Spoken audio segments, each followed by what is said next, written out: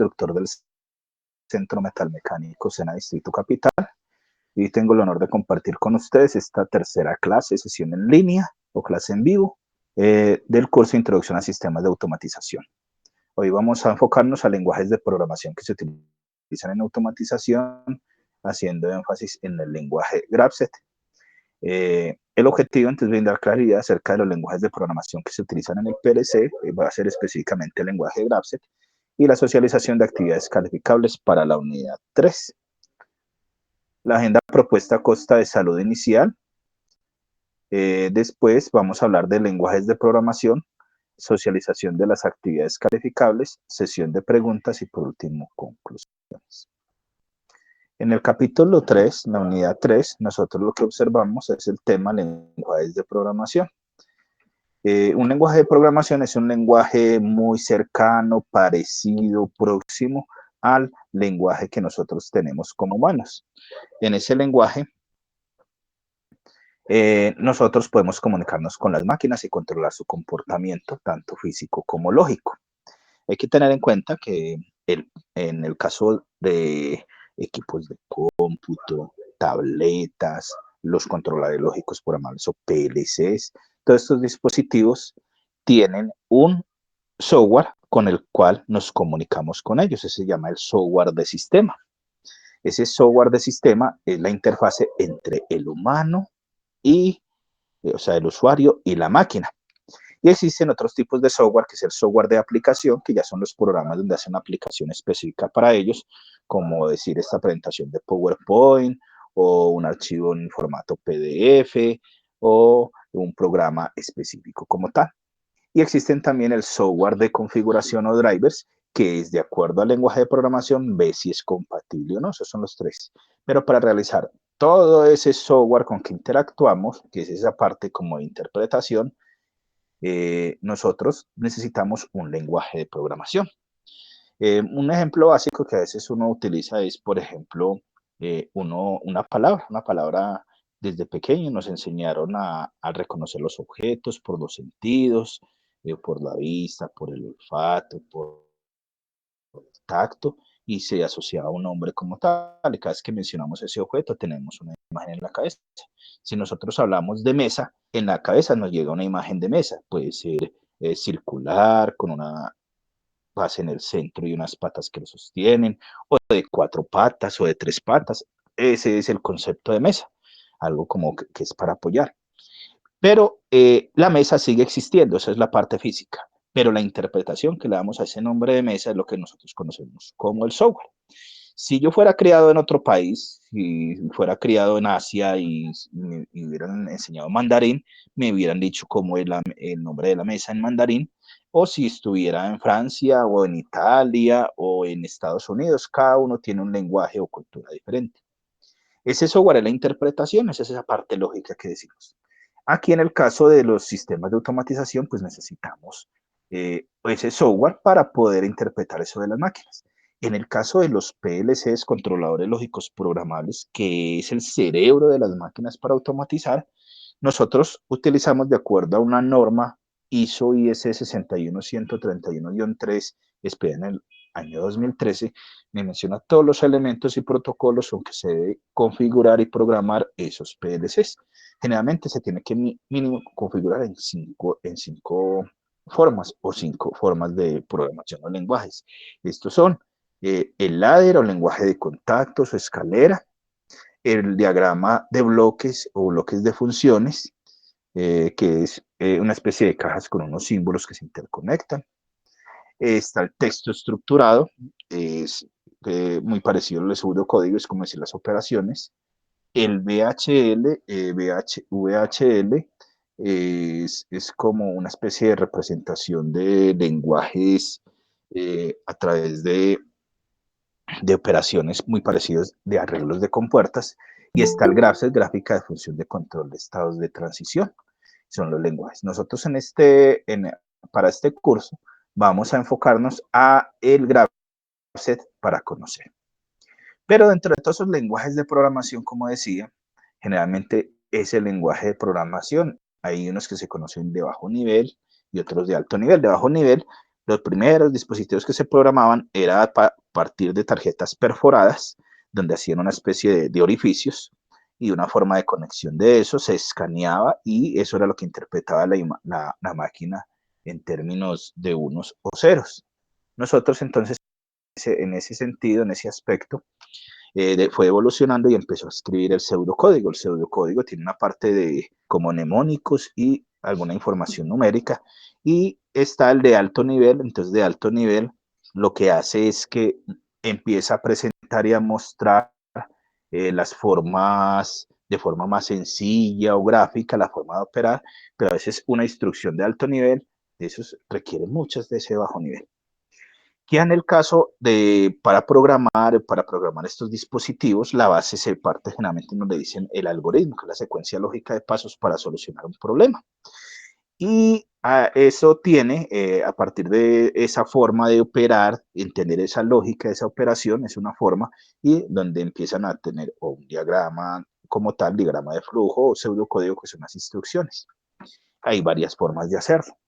Otra forma es que uno puede, a partir de identificar esas entradas y esas salidas, lo pasa en una que se conoce una tabla de verdad, y a partir de esa tabla de verdad aplican unos teoremas, leyes y propiedades de algo que se conoce como la álgebra de Boole, que es donde todo lo mira a través de unos y ceros, aplica unos conceptos de la álgebra, decíamos las variables, que tiene cualquier valor que puede ocupar, pero serían o unos y ceros, y una forma, unas técnicas para obtener una ecuación resultado, y a partir de esa ecuación hacemos la representación, y si es en ecuación, la fórmula sería como para explicar, escribirlo en un texto estructurado.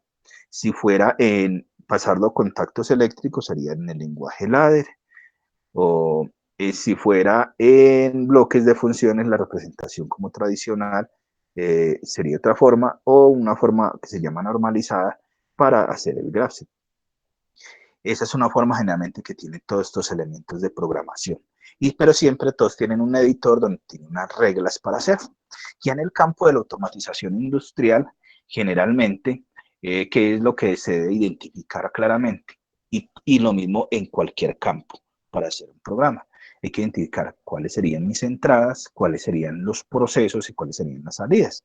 En las entradas tiene que ver todo lo que me va a ingresar al programa, que en el campo de la automatización generalmente es esa información que está dada por los sensores, aquellos elementos que vemos en la unidad 1, que convierte señales del mundo físico a señales eléctricas. El proceso, que es la parte de la transformación, es donde yo hago las operaciones, cómo quiero que me funcione, a partir de esa entrada, qué salida puedo tener, es donde tengo el computador, el PLC, el celular, el móvil, el dispositivo, donde se hace a través de un lenguaje de programación, y la salida, para que me vuelva a interactuar con ese mundo físico, es el tema que vimos en la unidad 2, que fue los actuadores, se convierten esas señales eléctricas a señales de movimiento, señales físicas, de acuerdo a un medio fluido que se haya. Entonces puede ser eléctrico como tal, o hidráulico, si es a través de un líquido, o si es a través de un gas neumático. Y entonces en eso consiste ese proceso. Entonces, generalmente, siempre, entonces, ya en el campo de automatización, miro, de acuerdo a mis entradas, qué debo hacer y obtengo una salida. Ya existe, ya en la parte de automatización, lo que se conoce como un diagrama de rutina. Y ese diagrama de rutina es simplemente una forma como yo puedo ordenar las tareas de ese proceso y cómo se van a operar o ejecutar en un orden determinado para realizar algunos procedimientos o aplicar unos métodos que faciliten ese proceso. Entonces, para ese diagrama de rutina que se tiene en automatización, encontramos una parte que se llama el análisis estructural. Y ese análisis estructural es físicamente todo cómo está conectado, cómo está ordenado y cómo debe operar. Y para esa coordinación de tareas, muchas veces uno hace una gráfica donde mira qué tarea, en qué tiempos y qué va a hacer.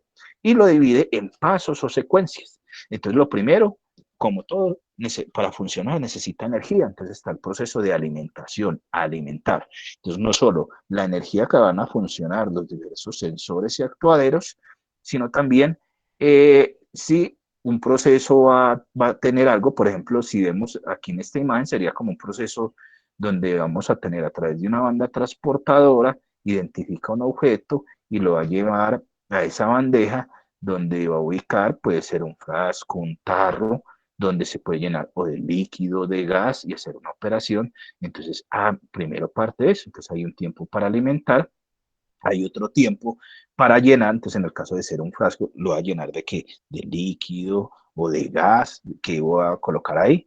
Si lo voy a tapar, entonces está el otro proceso de tapar, después lo voy a sellar, que quede fijo, que no salga, y después transportarlo a donde quiero que vaya, y después evacuarlo. Entonces es una forma de mostrarlo. Y aquí, entonces en esta otra imagen, estamos viendo cómo a partir de ese análisis estructural, de esos elementos y esas partes que lo conforman, yo puedo tener, y generalmente uno lo que hace es desagregar qué elementos hay ahí. Entonces, vamos a descomponer que esa parte tiene un componente operativo. Ese operativo es el que actúa sobre las materias primas que se conocen o materiales de obra, que es decir, con ese mundo real, que podemos captar a través de sensores y volvemos a interactuar a ellos a través de actuadores, esos temas de la unidad 1 y temas de la unidad 2. Y hay una parte de mando que es ya esta unidad 3, donde vamos a ver, es donde a partir de lo que yo necesito hacer, empiezo a procesar, a hacer una transformación, a dar una información a través de un módulo que a veces se conoce como MODSER, que es el módulo del cerebro.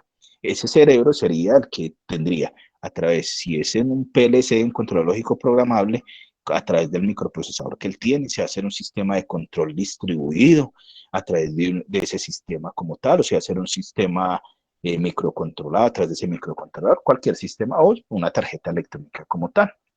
Generalmente ahí, entonces partimos de que en la parte real puede haber, si es un sistema donde vamos a llenar con líquido, con agua, botellas, entonces tenemos una materia de obra entrante o la materia prima. Está el líquido que es el agua, tenemos el tarro o el recipiente donde se va a llenar, la tapa donde se va a tener la información y generalmente hay una cadena de acción que va a hacer a partir de ahí, donde se hace un diálogo con el sistema y la primera parte del diálogo la haces a través de esos sensores que sí identifiquen eso del mundo físico, lo pase a una parte eléctrica para poder realizar una parte que se llama de mando.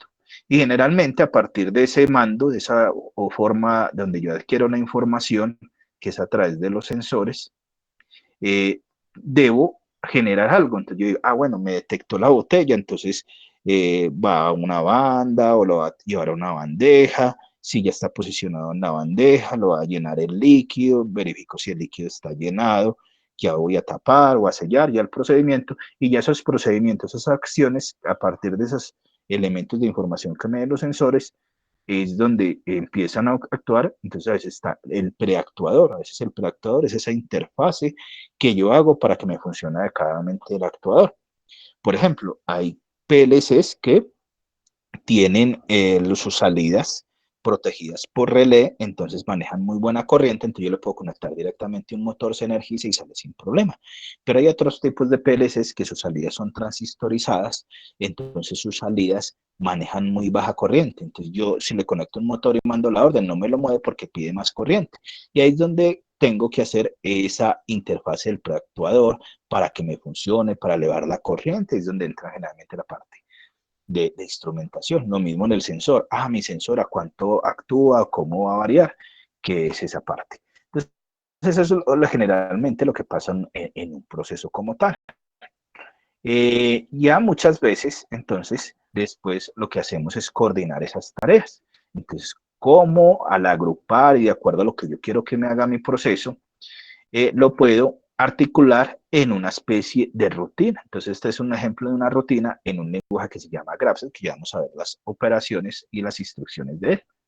Entonces, aquí, aclaro, aquí en este curso es de fundamentos, entonces no vamos a utilizar ningún lenguaje de programación, simplemente es que conozcan la simbología, que lo hagan.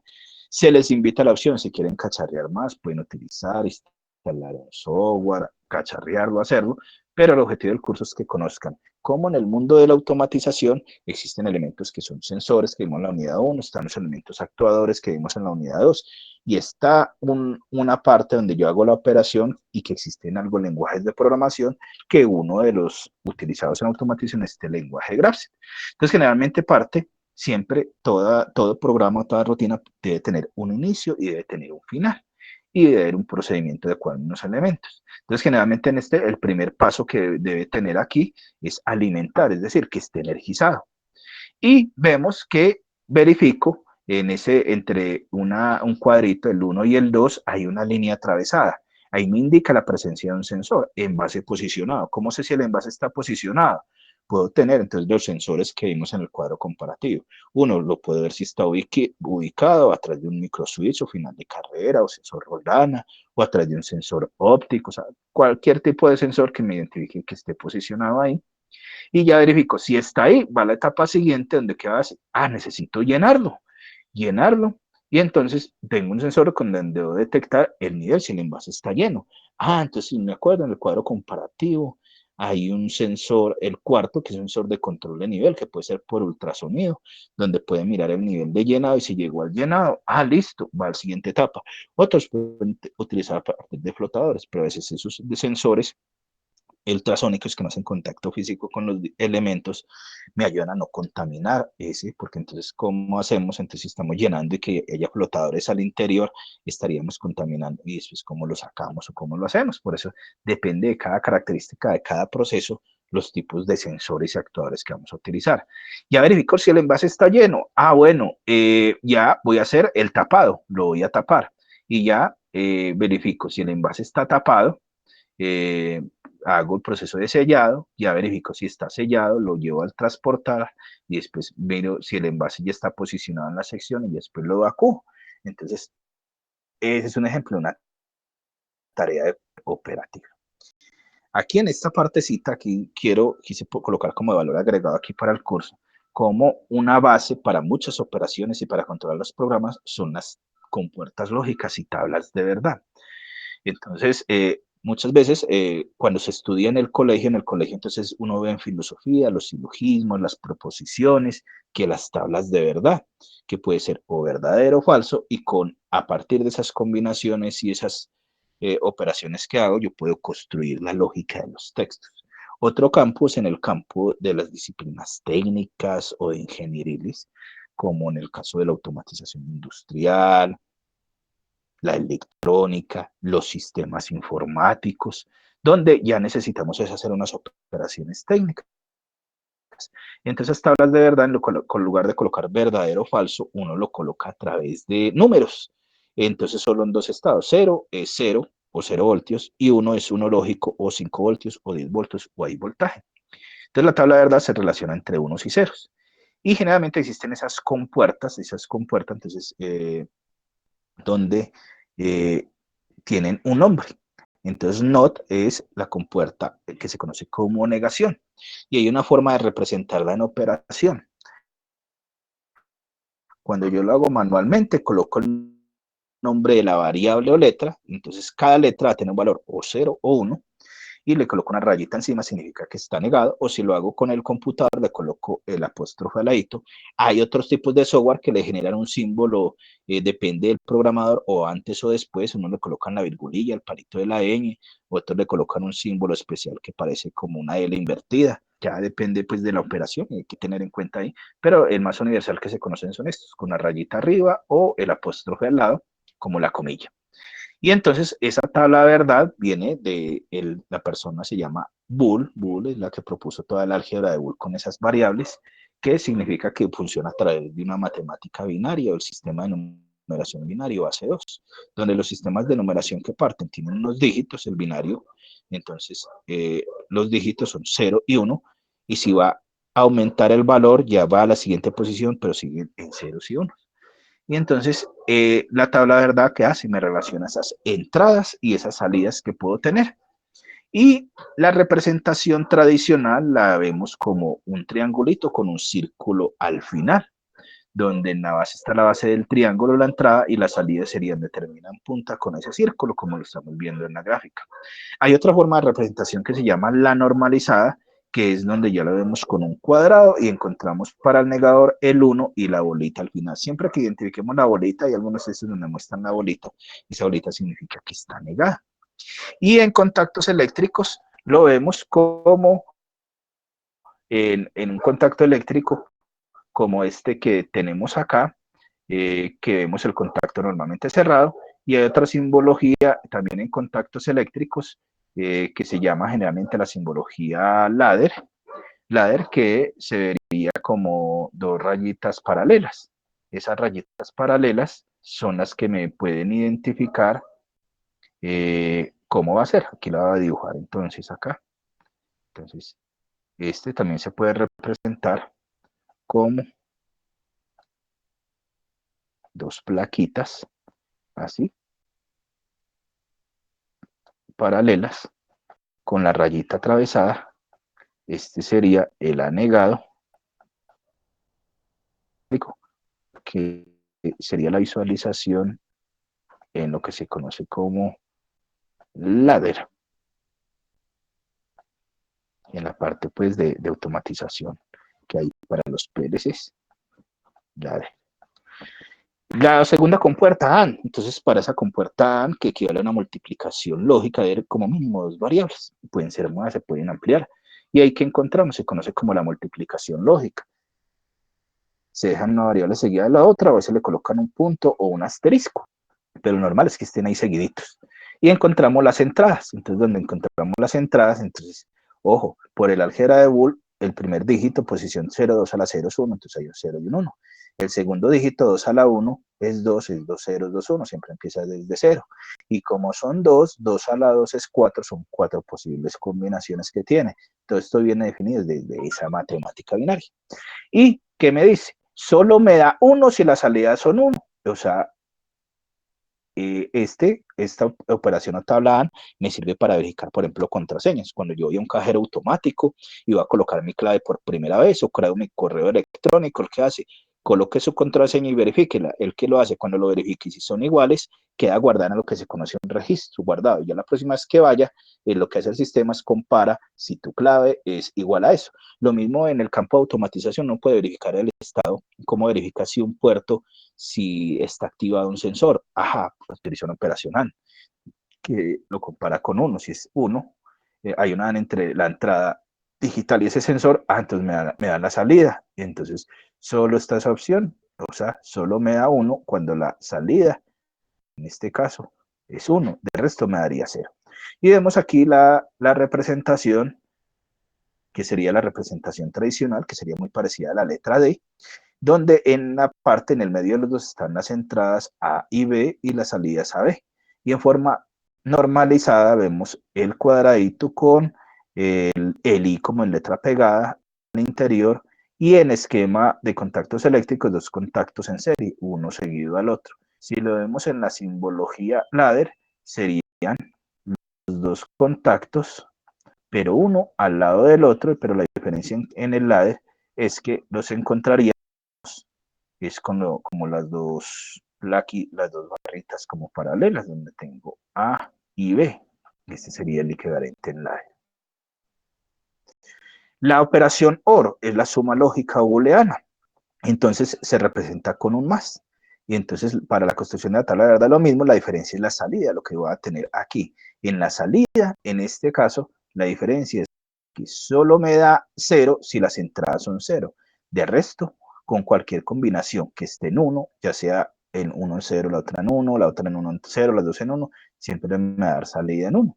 Y aquí entonces encontramos la forma tradicional, que entonces ya vemos es que donde están las entradas es como una C invertida y termina casi muy parecido en punta de forma alargada.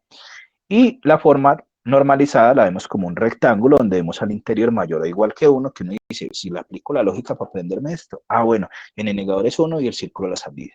En la ANE es el I en letra pegada dentro del rectángulo. Y en la OR, pues como en más de una ocasión da igual a 1, entonces le coloco mayor o igual que 1. Y equivale en la forma de contactos eléctricos a dos contactos en paralelo, uno frente al otro, que en ladder uno lo vería así como las dos barritas, sino que una estaría frente a la otra, o sea, abajito, una debajo de la otra, donde vemos, esta sería la A, y aquí tendríamos para la B en una representación de un lenguaje de la D. A partir de la combinación de estas anteriores, se hacen las otras compuertas que la NAND, la negación de la AND, la NOR, la negación de la OR, la XOR, la negación, la O exclusiva y la negación de la XOR. Entonces esta equivaldría, entonces por ejemplo en operación, equivaldría, también ya la podría tener como si fuera en un paréntesis la negación de la AND, recordemos que es la AND, la A y la B, y si lo coloco en un paréntesis, cierro el paréntesis y coloco la apóstrofe al ladito hasta equivaldría a la NAN. Otra forma de representar la que vemos en texto, la NOR, la negación de la OR, que era la suma. Tengo la A, tengo el B, lo coloco entre paréntesis y le coloco el apóstrofe al ladito, que significa que está negada. Esta O exclusiva, si no tengo mi símbolo en el computador, entonces muchas veces yo qué hago, a veces, bueno, entonces yo lo voy a escribir, entonces que escribo es XOR, XOR B. Y esta la negación de la XOR, entonces podría colocar la misma anterior, aquí en depuración, XOR, con la B, pero lo cerraría entre paréntesis y el apóstrofe, porque eso significa que está negadito. Son como las formas de representar. Recordemos que la A en la anterior que teníamos solo me daba 1 si las entradas son 1, ¿no es cierto? Entonces, si es lo contrario, es porque está negadito, quiere decir que donde sean 1 va a dar 0 y en las otras dar 1, entonces por eso vemos la tabla de verdad aquí en, en esa partecita donde vemos que aquí, cuando me da 1 en todas, excepto cuando son unos, ver qué me da. Y la representación tradicional, el mismo símbolo, pero con el círculo al final de la AND, el normalizado el mismo, pero con el círculo al final, y en este de contactos eléctricos uno dice, venga, ¿y por qué lo veo así? Aquí existe un teorema de la álgebra de Boole que se llama los teoremas de De Morgan, que es la equivalencia entre la NAND y la NOR. Entonces, ¿qué dice? Él que hace este equivalente es como negar el primero y cambio la operación de multiplicación por suma, entonces me quedan uno frente al otro, entonces por eso se representa como los dos contactos en paralelo negaditos.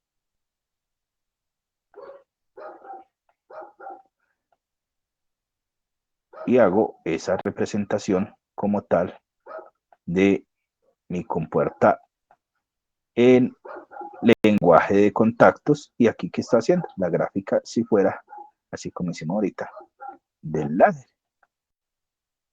Aquí, ¿qué encontramos? Que la B está negadita. La B. Listo. Que la vemos, esto es en ladder. En el caso de la NOR, la negación de la OR. Entonces, si vemos el de ahorita, la OR solo daba 0 si las entradas son 0, en este caso como lo contrario, en ese solo me dará 1. Y el símbolo es el mismo de la OR, pero con la bolita al final. El símbolo normalizado lo mismo, como el mayor o igual en el cuadrito, con el 0 al final. Y aquí se aplica también el mismo teorema de Morgan, sino que cuando suma, que así, niega cada uno a la entrada y cambia la suma por una multiplicación, pero es dado por esos teoremas de la álgebra de Boole. Entonces, esa en contactos eléctricos, la NOR, me equivale a dos contactos normalmente cerrados, donde veo esas variables que son la A negadita y la B negadita, que es lo que me representa acá. La O exclusiva.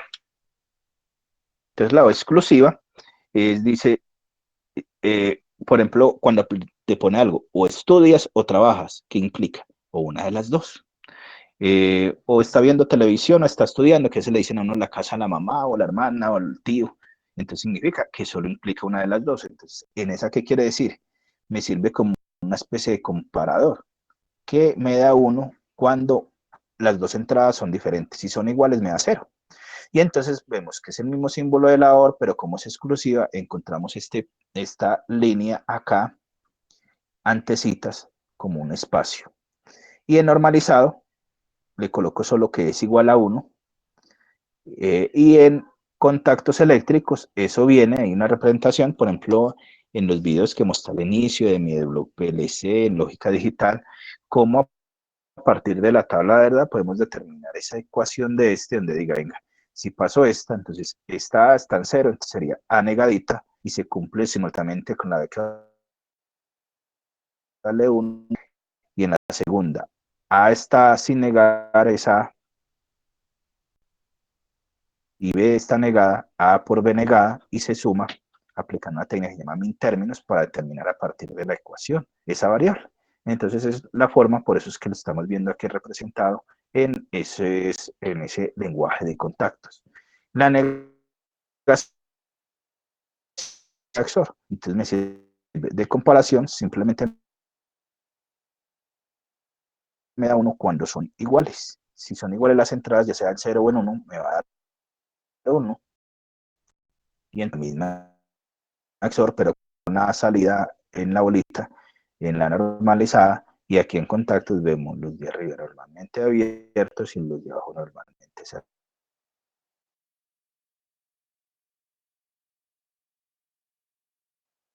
Programar un PLC o algo de acuerdo a mi vende. Yo lo quiero programar en la del lenguaje de contactos y esta partecita, o hay otros programas como Codesys que me coge la parte normalizada y coge las cuadritas para ponerlos. La operación es en texto estructurado, ¿no? Muy parecido al C, y la tabla de verdad es simplemente relacionar entradas y salidas, o el nombre de la operación.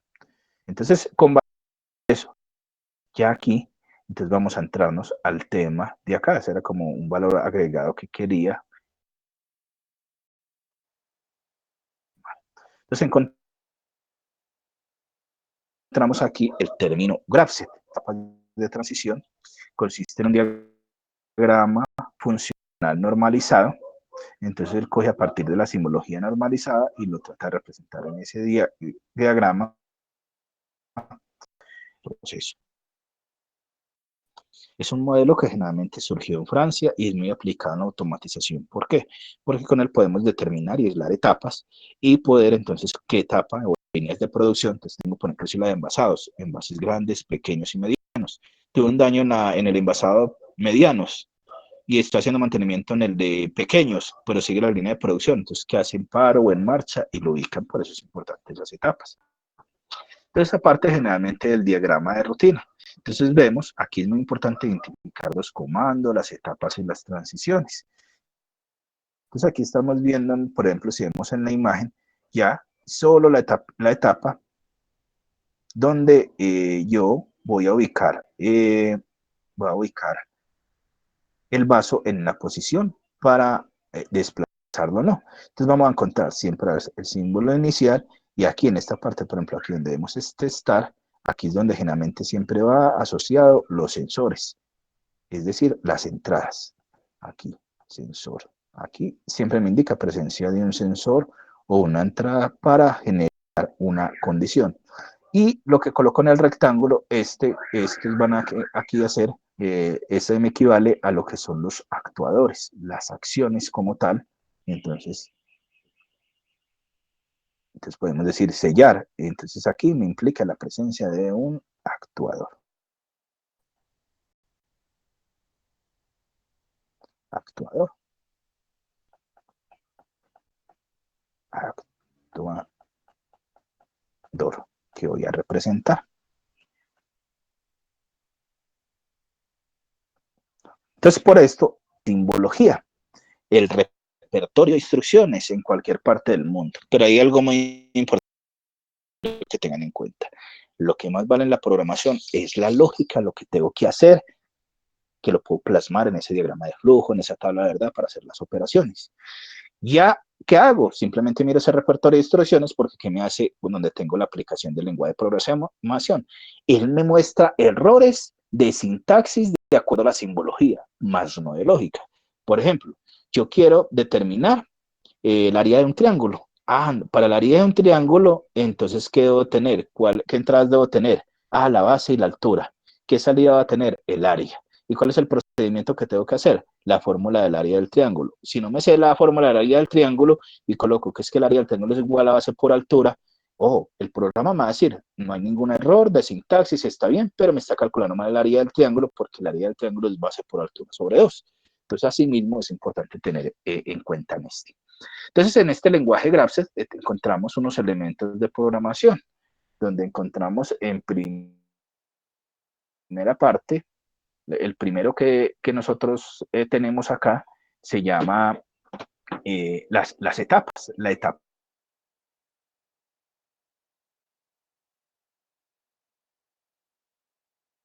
que tenemos acá, tenemos es la forma donde va a arrancar la operación. Y generalmente dentro de cada etapa siempre arranca o con un cero o con una etapa de inicio, esa etapa inicial. Entonces, esta es la etapa inicial. Entonces, aquí, este es el símbolo de etapa inicial. Siempre es el comienzo, donde debe pensar el Graphic. ¿Cuándo sale? En estos, generalmente en los PLCs, uno hace el programa en un computador, lo descarga y lo envía a través de un puerto que se comunica al PLC, ya sea puerto serial, puerto paralelo, puerto USB o inalámbrico, depende del protocolo de comunicación, y queda descargado. Y entonces en el PLC tiene un botoncito que llama Run, que es correr, y entonces cuando se activa, ya es porque el programa está descargado, y eso es lo que quiere decir. Se activa cuando empieza en Run el autómata, y recordemos que cuando yo hablo de autómata, es lo mismo que decir el PLC, sino que, por ejemplo, en Europa les dicen autómatas. Y aquí en Colombia, América, Estados Unidos le decimos el PLC. De acuerdo a la operación. Y esa etapa, su activación generalmente lleva consigo, viene a partir de si una acción, un sensor que hubo, va a generar una acción a través de un actuador. Están las uniones que me permiten para empalmar, unir esas etapas, y está de forma atravesada el direccionamiento. Ese direccionamiento indica, tras la activación de una etapa anterior, en función de una condición, qué voy a hacer. Entonces, si tengo una sola línea, generalmente me implica solo una acción a la vez. Hay otras, como aquí tenemos simultáneo, es que me puede ejecutar dos tareas al revés, a la vez simultáneamente. Y las acciones asociadas es ya en la salida, y es donde coloco lo que va a hacer, que son los actuadores. Si tenemos ese más, es la transición, es generalmente donde coloco a partir de una etapa la otra, y es donde generalmente conecto aquí en este el sensor, que lo dijo. Entonces, aquí, como todo lenguaje, dice unos principios. Se debe descomponer el proceso en etapas que serán activadas una tras otra. Es algo que es secuencial. Cada etapa se le asocia una o varias acciones que solo serán efectivas cuando la etapa está activa, es decir, solo funciona cuando esté en ella. Una etapa se activa cuando se cumple la condición de transición, es decir, el sensor me dice, vea, se cumplió. El cumplimiento de una condición de transición implica la activación de la siguiente etapa y se desactiva la anterior, o sea, va a la siguiente, pero ya no se devuelve. Nunca puede haber dos etapas o condiciones consecutivas, siempre en ir de forma alterna. Aquí entonces vamos, de acuerdo a las operaciones que me dice en elementos de programación, en la clasificación de secuencias. Un primer tipo de secuencia, la que se conoce como la secuencia lineal, y esa secuencia lineal que un diagrama genérico que me dice, pues recuerden que cuando yo les decía, cuando arranco esa etapa de inicio, en el doble cuadrito, aquí le puedo colocar o un 0 o un 1. En esta aquí a la anterior, es arranca con 0 o con 1. Entonces, si no le coloco el número, ya tengo un error en mi diagrama. Ya después viene la siguiente. Entonces vemos aquí. Entonces, me activa condiciones. Recordemos que una condición me significa la presencia de un sensor y esa acción va a ser prender un motor, prender una lámpara, un bombillo, es ya donde está el actuador. Después va a la condición 2, que me implica sensor, la acción 2 y así sucesivamente lo que va a cumplir y ya aquí se retroalimenta. Esa es la ¿qué elementos tenemos en la parte de programación de esas secuencias como tal? En esa clasificación tenemos otra, que es la clasificación de secuencias con direccionamiento. Entonces, supongamos, tenemos un proceso, entonces, supongamos, tengo el área embotellada, pero quiero embotellar para la condición 1, botellas pequeñas, para la condición 2, botellas medianas y para la condición botellas grandes. Entonces, ¿qué debo tener? Tengo un sensor que me puede identificar si son botellas grandes, medianas o pequeñas. Otro ejemplo puede ser, quiero hacer un sistema de embotellado donde me va a identificar las metálicas, el sensor del primer cuadro comparativo, el inductivo. Listo, puedo tener otro para identificar si es de vidrio, puede ser a través de un óptico que me identifique que no haya barrera, que se me vaya la luz de un lado a otro. Entonces ahí sería plástico. Y que ve de vidrio. Y tengo otro que puede ser un capacitivo que me puede identificar el tercer objeto. Aquí estoy diciendo como un ejemplo. O puedo tener un micro switch de acuerdo al tamaño, de acuerdo a eso. Entonces, a partir de ese, ¿qué me indica esta simultánea? Que cuando se me active una condición, de acuerdo a esa condición, hace esa etapa y vuelve y repite y sigue ahí. No va a las otras, es decir, solo ejecuta una acción a la vez, o sea, ejecuta toda esta línea como tal. Si, por ejemplo, el sensor de botellas pequeñas, solo se ejecuta esta primera y las otras no se tienen en cuenta. Eso es lo que me quiere decir. Es que la diferencia es que encontramos ya la línea doble, paralela. Antes yo puedo tener las tres líneas de identificar el sensor. Es botella grande, mediana o pequeña. Listo. La grande se va para acá, la mediana por acá y la pequeña por acá, pero se pueden hacer paralelamente las tres. Entonces, no se pueden hacer al tiempo. Acciones asociadas a varias etapas. Es donde hace unas operaciones. Entonces, por ejemplo, aquí estamos viendo el símbolo normalizado, los que vimos ahorita en la tabla de verdad, que es la operación OR, la función OR. En la OR, entonces, ¿qué me está diciendo? Entonces, esa OR que queda en la etapa 2.1 y 2.3 para esa acción simultánea que me está mostrando. Entonces, de acuerdo, está la condición A para la etapa 2.1, está la acción A, la condición Y, que es para la acción B, y la condición Z para la acción C. Entonces aquí yo de pronto puedo tener, entonces aquí me está haciendo que en esa 2.3 es una condición de acuerdo a si está activa la etapa 2.1, 2.3, con cualquiera más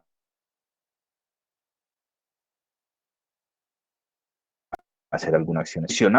Acciones condicionadas, entonces ya es cuando es la operación AND. Vemos que entonces es la representación normalizada con la I N pegada dentro del cuadrito, que es esta que vemos acá. Entonces, esa operación AND, entonces solo si me lo compara con el patrón va a seguir el siguiente acción, de acuerdo pues a la repasito que vimos de las tablas de verdad. Existe algo que son acciones temporizadas. Es un caso particular de las condiciones que se encuentran en una multitud de aplicaciones, o sea, interviene una condición que es un tiempo dado en unos segundos, es una condición de tiempo. Entonces, generalmente, aquí es para para que la configuración. ¿Y qué es lo que hace? Ya aquí en la transición simplemente me está verificando si ese tiempo, si yo cuadro el tiempo que sea de 0 a 10, ya me transcurrieron los 10 segundos, o puede ser descendente de 10 a 0. O sea, me está un ejemplito de ya un proceso donde hago una rutina Grafset en el caso de que vaya un camión y necesito que me identifique de manera auditiva la llegada del camión para hacer el proceso de carga y para que vayan a descargarlo. Entonces, aquí que vemos, estructura funcional, de acuerdo a lo que vimos ahorita. Y la estructura lógica sería este programa donde tengo empieza etapa de inicio, identifico la entrada del camión. Entonces aquí tengo aquí en este momento puedo decir es que aquí tengo un sensor que me está identificando que llega. ¿Qué tipos de sensores? Ya depende del proceso. Hay algunas empresas donde están los camiones y tienen unas galgas. Galgas es un sensor de fuerza que me mide de acuerdo al peso del vehículo, entonces si está cargado o no, para saber la operación. Otro simplemente presencia, ya depende de qué proceso va a ser. Entonces detecta la llegada del camión. Me está implicando que hay un sensor. Entonces, ¿qué debo hacer? Llegó el camión. Entonces, ¿cuál es el siguiente paso que me debe hacer? Pues encender la alarma, ¿no es cierto? Que sería la acción de encender la alarma y empieza un tiempo, transcurren 10 segundos y apaga la alarma. Y vuelve a volver a preguntar, hacer el proceso. Eso es lo que me implica esta partecita. Ya de acuerdo a estas, de lo que fue el GRAFE, tenemos dos actividades. Ok. Entonces aquí, ¿qué tenemos que tener? Entonces, dos actividades. Aquí que dice opcional, porque tú escoges o haces la una o haces la otra. O sea, se acuerda que yo se lo socialicé. Ahí está la evaluación, que es responder el cuestionario que hay en la guía y lo envías como si fuera taller, o está el de rutinas de control. Tú puedes escoger con cualquiera de los dos, doy por aprobado la actividad o el resultado de aprendizaje de la unidad 3. Entonces, ¿qué me dice mi guía de aprendizaje? Esta es la evaluación. Entonces me dice, hay un invernadero donde es necesario controlar la temperatura con el fin de mejorar las condiciones de plantas y optimizar la producción. El sensor tiene un rango de temperatura que me están dando es entre 0 y 50 grados Celsius y el transductor opera de 4 a 20 miliamperios. Pero las plantas del invernadero no pueden superar los 30 grados Celsius porque se mueren, se dañan, no puede pasar algo. Por lo anterior, al sobrepasar la temperatura máxima permitida, se encontrará la ventilación forzada. Me estoy diciendo, aquí tengo un actuador, un ventilador. La temperatura. ¿Y eso qué me implica? Ese es un sensor, ¿no es cierto? Entonces tengo un sensor dentro del proceso que me la está leyendo, una temperatura del rango que debo tener y qué está pasando dentro de la planta. Entonces, para hacer una retroalimentación necesito otro sensor. Y ya después necesito un actuador que es lo que me va a generar la refrigeración. Él me dice, puede ser un ventilador. Hay otros que quieren generar calor. Entonces puede decir, su sensor. Entonces podríamos decir, su actuador puede ser, pueden refrigerar.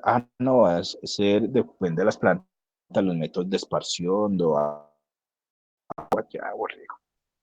Y encontramos una parte que me da el proceso. Esto es lo que se conoce en la parte de automatización como un diagrama de bloques.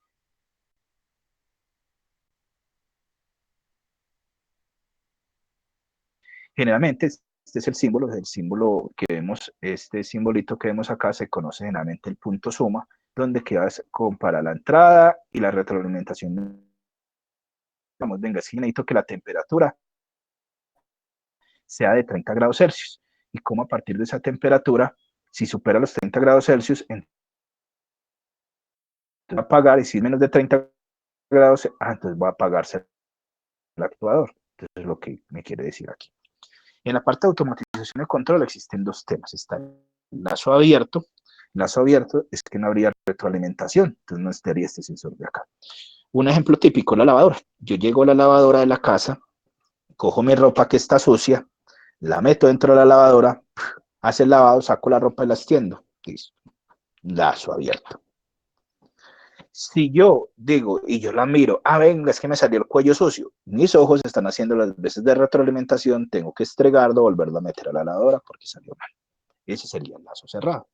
En una ducha, cuando yo me voy a bañar en ducha de agua caliente, la normalita, que puede ser de esas eléctricas, uno coge, sale el agua y a medida que va pasando la presión, va calentando, uno siente ahí y uno coloca la mano. Esa mano se me convierte en el sensor, la piel. Me está identificando si el agua está fría o caliente. Si está muy caliente, entonces abre más la llave para que salga más fría. Si está muy fría, cierra un poquito la llave para que esté caliente.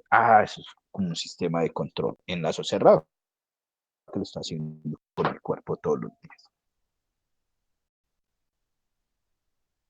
Aquí entonces, de acuerdo a La evaluación entonces consiste en algo muy sencillito. Es usted coger a partir de estas preguntas y este contexto, dar sus respuestas. La primerita que dice, entonces, resuelva los siguientes interrogantes. ¿Cuál transductor utilizaría el de 0 a 16 miliamperios o de 4 a 20 miliamperios? ¿Cuál es el más conveniente para implementar en un sistema de control PLC? Y justifique la respuesta.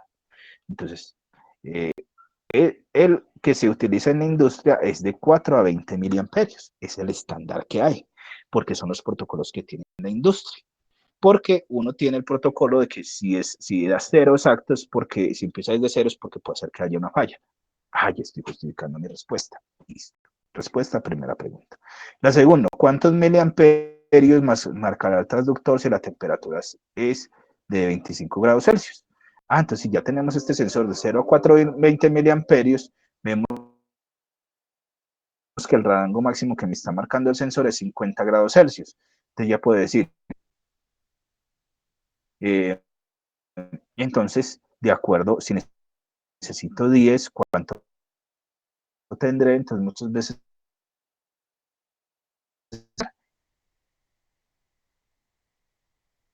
ese valor de temperatura, que es lo que tenemos que definir, ¿cuánto sería para estos 25 imperios en 25 grados Celsius? Uno diría, ah, pues sería como la mitad, pero si fuera de 0 a 20, que me lo soporte. Es una forma fácil. La otra es, tengo la tabla, la hoja de datos, hago la linealización, pero con una regla de 3 podemos salir sencillamente de este. Entonces, si 50 grados Celsius es equivale a 20 miliamperios, 25, ¿cuánto valdrá? Hago una regla de 3, es como una forma sencillita aproximada para eso. La otra, elabora una propuesta de cómo debe el invernadero controlar la temperatura de manera que proteja plantas y garantice la calidad. Entonces, bueno, la propuesta, entonces donde yo justifico, venga, para que proteja. Bueno, aquí me está dando algo, me está dando un dato. Bananos o de arveja, de lentejas, qué cultivo puedo tener. Y generalmente cada cultivo tiene una hoja de vida, una hoja de datos, generalmente que dice que maneja el ingeniero agrónomo, me dice cuál es la temperatura máxima mínima. Entonces, aquí, ¿qué es lo que tengo que hacer? Es simplemente aquí determinar ese contexto, decir, venga, es que yo tengo un sistema donde mi temperatura mínima va a ser 20 grados Celsius y máxima va a ser 25. O puedo definir, venga, es que yo tengo un sistema de cultivo, supongamos, digámosle que va a ser tomate. Y puede decirle, va a ser tomate riñón o tomate de árbol o algo, y de acuerdo a la hoja de vida, algunos buscan, en mi juicio en internet, el rango de temperatura del S, la mínima va a ser 25 grados Celsius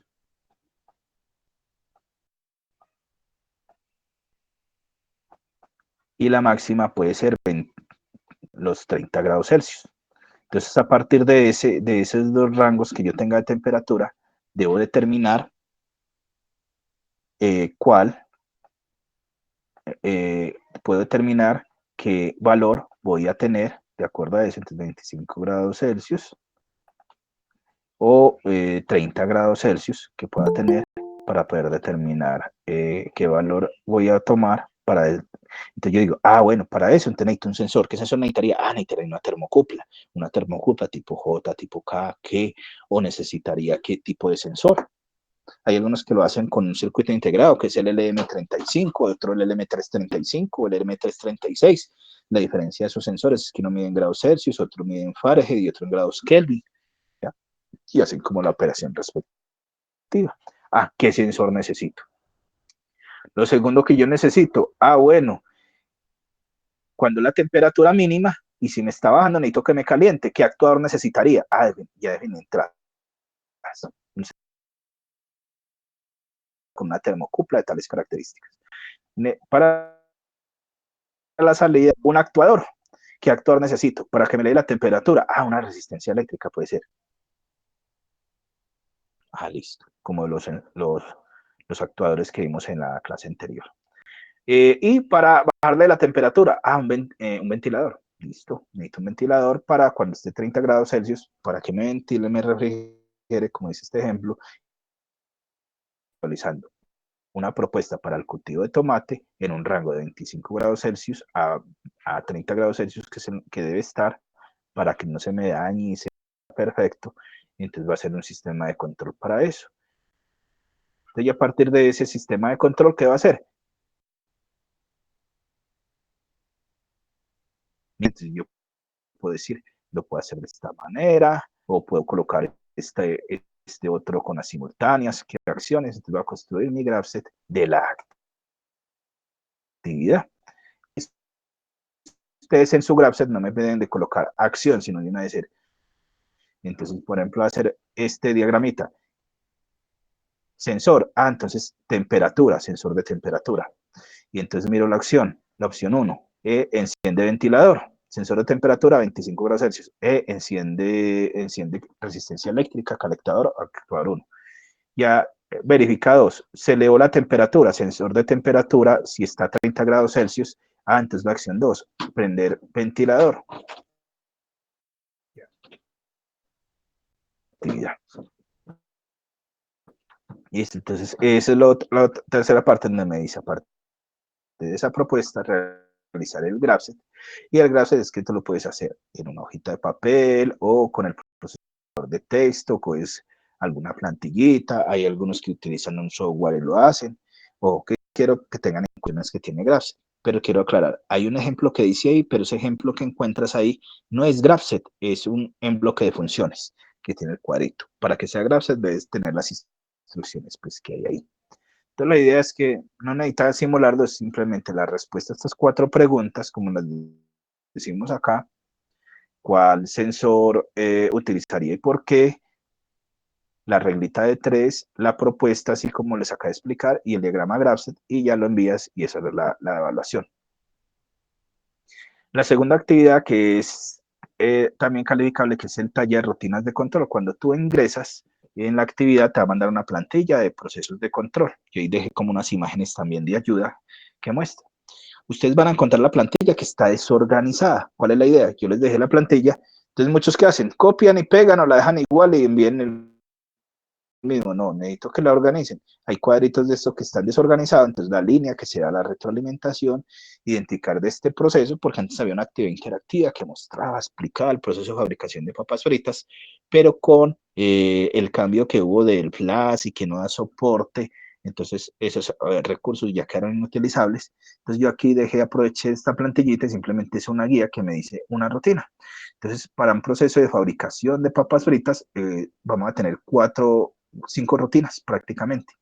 En la primera es el proceso donde se descarga la bodega. Entonces, de acuerdo a descargar a la bodega, entonces aquí estoy dejando la estructura básica del GraphSet, que en la plantilla, recuerden, si lo ven en línea, lo ven desorganizado, entonces lo descargan en Word y a partir de ese Word lo organizan y organizan bien las líneas y ubican o verifican. ¿Qué es lo primero que debe hacer? De acuerdo a lo que vimos, donde va la transición es un sensor. Entonces el sensor, ¿qué me debe decir? De acuerdo a esto, detecta presencia de persona, dice se cierra puerta, si se cierra puerta, ¿qué quiere decir? Es un actuador. No se detecta presencia, es un sensor. Detecta presencia, es sensor. Transcurre en tiempo de 10 segundos, estoy verificando la condición de tiempo, se abre puerta. Bueno, entonces, ¿qué puede ser? Bueno, entonces yo podría decir, ubicar de esto, podría decir, venga, llegó y detectó presencia de una persona, entonces detecta presencia de persona, lo ubicamos en este punteadito, en el puntillito de los sensores, y ¿qué hace? La acción que puede ser, se abre puerta. Después la segunda acción que puede decir, transcurren 10 minutos, o no se detecta presencia de persona, ya tú defines cuál va a ser ahí, y la acción se cierra puerta, y ya. Y aquí no se detecta presencia de persona, vuelve a empezar. Entonces, ustedes van a ubicar en ese orden de acuerdo a lo que consideren. Simplemente son esas 2 opciones que tenemos ahí. La segunda rutina de este proceso, entonces aquí me muestra en el caso de selección y prelavado. Entonces, de acuerdo aquí lo mismo, debemos definir de acuerdo a los cuadritos. Se desactiva motobomba. Entonces, motobomba me implica una acción. Ese sería actuador, iría en el rojo. Nivel de agua adecuado. Está preguntando la acción del nivel de agua. Entonces, yo definir ese nivel de agua, ¿sería sensor o sería actuador? Si estoy preguntando del nivel, es que lo estoy verificando. Sensor B detecta presencia de agua, otro sensor, dice claramente. Sensor A detecta ausencia de agua y se activa motobomba. Entonces tenemos dos actuadores donde dice motobomba.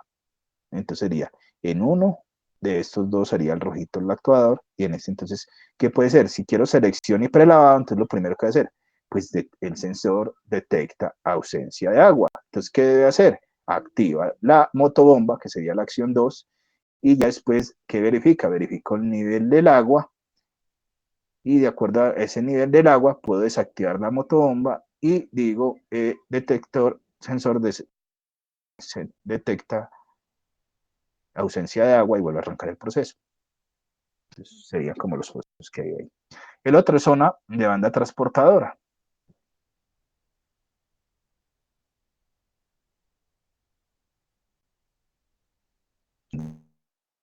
Rojos. Detecta peso, detecta poco peso. Entonces, de acuerdo a eso, van a ubicar acá. Entonces, podría ser, bueno, detecte peso. ¿Qué hago? Activa el motor de la banda transportadora para que vaya. Después detecto poco peso, entonces desactiva el motor de banda transportadora. Y eso es lo que tiene que hacer.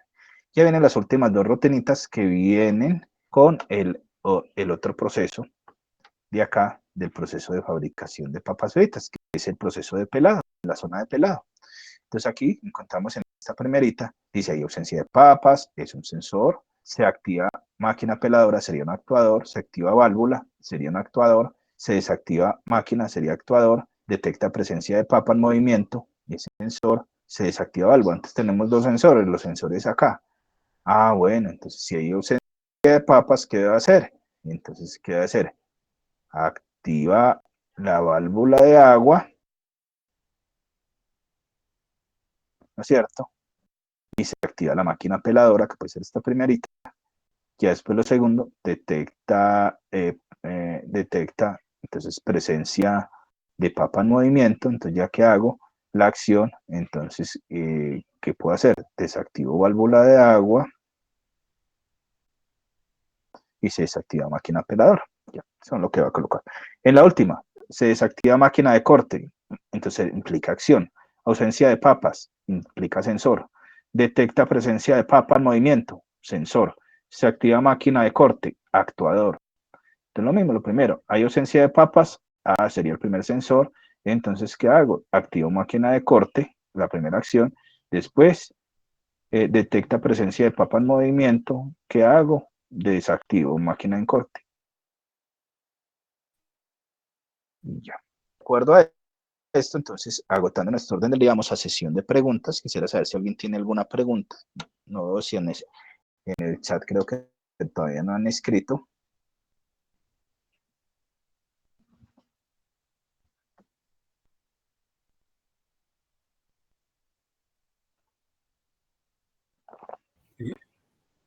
Vamos a verificar aquí Sí, Rubén en el Darío, chat, ¿sí? sí, tengo Sí, una Jaime. pregunta. Está relacionada con que el SENA tiene varios programas que estarían relacionados con la automatización. Entre ellos hay uno que se llama automatización y diseño de mecanismos de control, otro que es sistemas mecatrónicos y el otro es electrónica industrial. Digamos, este curso que se está haciendo ahora, este de introducción, va más enfocado a cuál de esos tres programas. A los tres. Es que en la parte de electrónica industrial, de diseño de mecanismos mecatrónicos y automatización, este es un tema que es transversal, la automatización. O sea, tú lo vas a ver en cualquiera de los tres. Ya, y pues usted tiene mucha experiencia en ese campo. ¿Cuál de esas tres especialidades? No, eso yo no te lo puedo decir. O sea, tú tienes, para darte respuesta a esa pregunta, tú tienes que mirar en qué sector o área estás allá ubicado, en qué contexto, tus habilidades, porque hay disciplinas donde pueden salir muchas personas o muchas áreas, depende de la oferta y la demanda. Si generalmente el SENA lo está ofertando, entonces, por ejemplo, hay SENA que lo oferta en Distrito Capital, en el departamento de Caldas o en el departamento de Risaralda, pero no lo está ofertando en otra zona, es porque por esa zona no hay una vocación de eso. Ese es primer lugar en el contexto. Lo otro es de acuerdo también a las necesidades y por eso también se ve de acuerdo al patrocinio, las empresas que tengan y las habilidades que tengan. Entonces yo no te puedo dar una respuesta a eso, pues porque sería hoy en día, vemos que hay una gran tendencia en las industrias 4.0 que tiene que ver con todos estos procesos de automatización.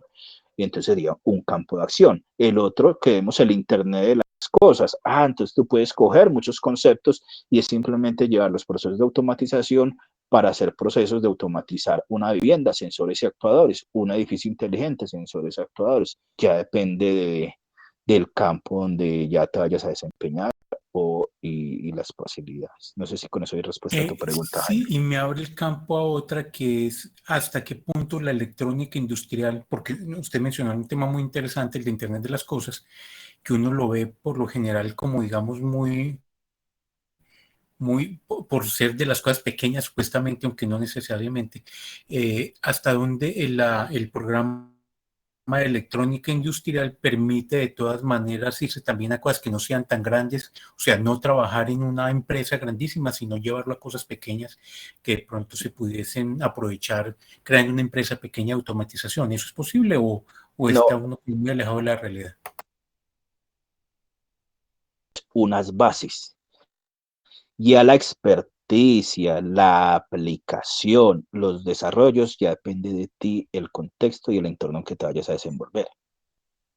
Yo puedo ser muy bueno en programación, pero no tengo relaciones, o puedo hacer muchos programas, pero no me interesan los demás, no socializo, o hago nada más cosas para mí y no a las necesidades del mercado y del contexto. Eso depende para ser emprendedor, que tú dices, tú necesitas tener identificado unas necesidades en un sector, en un contexto, donde tú puedas aplicar y realizar una identificación de otros elementos y variables. Entonces ahí es donde entra ese proceso, donde tú haces una vigilancia tecnológica y una búsqueda de esas necesidades del mercado, si lo que tú vas a proponer es viable, tú hacerlo o adaptar tecnología o aplicarlo, comercializarlo, porque hay muchos elementos. Por ejemplo, el curso de diseño de productos electrónicos con microcontroladores es interesante porque ahí no se enfoca a programar, se enfoca a que tengas unos elementos, unos conceptos cuando vas a diseñar un producto que muchas veces tiene que ver, puede que funcione bien, pero a veces muchas personas compran es por la estética, porque es bonito, porque se lo recomiendo a alguien.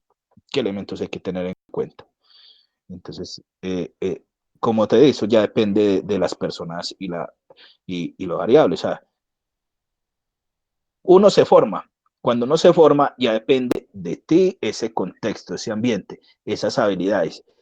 Por ejemplo, hay una persona que yo me puedo especializar en realizar tarjetas electrónicas y soy muy bueno en hacer tarjetas electrónicas, pero no tiene contacto con nadie, no se relaciona con nadie, no muestra lo que hace. Posiblemente esa persona, si va a ser emprendedor, le va a ir mal. Más si fue un proceso de práctica y en la empresa donde hizo la práctica tiene que ver con esa parte de electrónica, que muchas veces pasan esos procesos de patrocinio, que a veces cumplen la licuota y no van, pero si la cumplen y le ponen al aprendiz lo que va a hacer y se perfecciona y muestra el interés, la actitud y el deseo, le encuentran habilidades, aquí se destaca algo y puede alguien que ya lo haya visto y lo recomiende y empiece. Ya depende de esas situaciones. No sé si queda claro, Jaime. Sí, Rubén Darío, muchas gracias. Ok, aquí Fabián pregunta. Buenas tardes, ¿me podría dar el número o correo donde me pueda comunicar con usted? Fabián, está el canal WhatsApp que está en la plataforma y el correo electrónico que les he enviado, crdcardenas75@micena. Y el WhatsApp, tú te vinculas a través del chat WhatsApp que aparece en anuncios o entras en contenido del curso como tal con la información.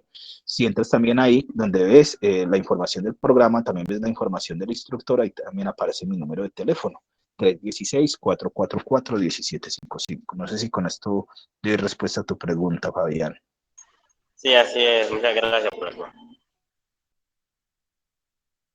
Listo. Ubaldo, este curso que me recomiendas seguir.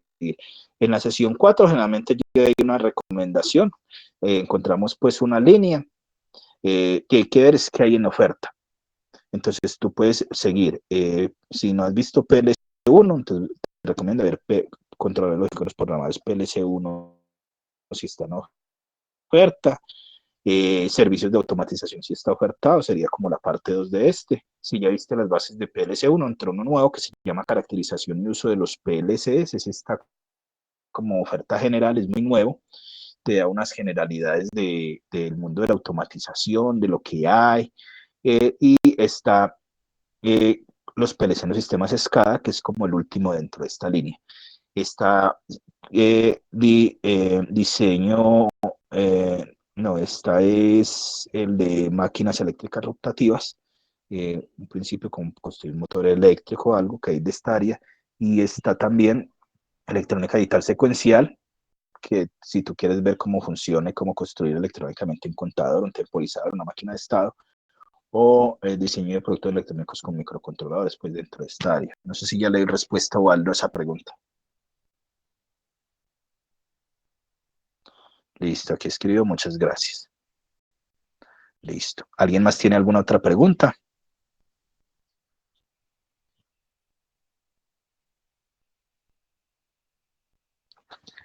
Si no, entonces con esto, como conclusión, hemos agotado el orden del...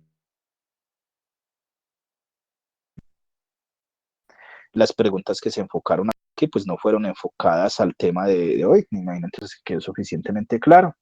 Recuerden que la grabación del curso va a quedar disponible en la plataforma, en el canal WhatsApp y a los correos electrónicos. Yo subo también generalmente el video a YouTube sin inconvenientes y en el EduBlog PLC. Entonces les agradezco su participación. Recuerden, mi nombre es